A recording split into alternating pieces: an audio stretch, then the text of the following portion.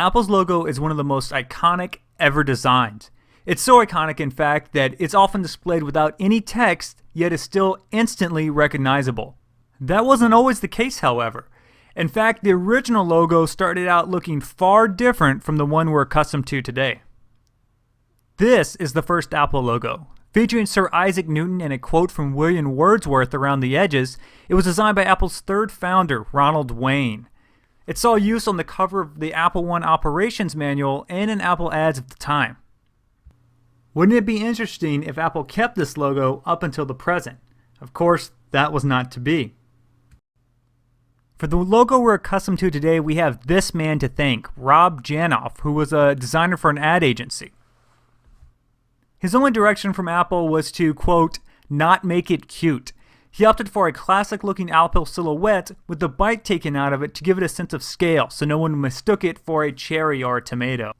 The rainbow stripes represented the Apple II's ability to display in color. Apple didn't really fully embrace the bite in the beginning though. You can see in this Apple I manual there's no bite taken out of the apple, or in this Apple II carrying case, also featuring a full apple. Apple used its logo fairly unchanged until the late 90s. The only changes they made was to make it slightly more symmetrical.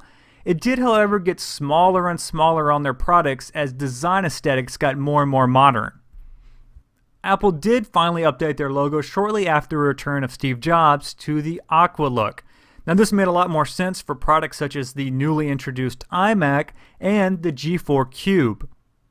The final update they made was the switch from the Aqua to the glass style logo. Now this would greet you every time you turn on an iOS device. Though the technology it is on has changed drastically, the logo itself has remained relatively unchanged over the last 30 years, besides those minor tweaks we talked about, which I think is a true testament to just how iconic it is.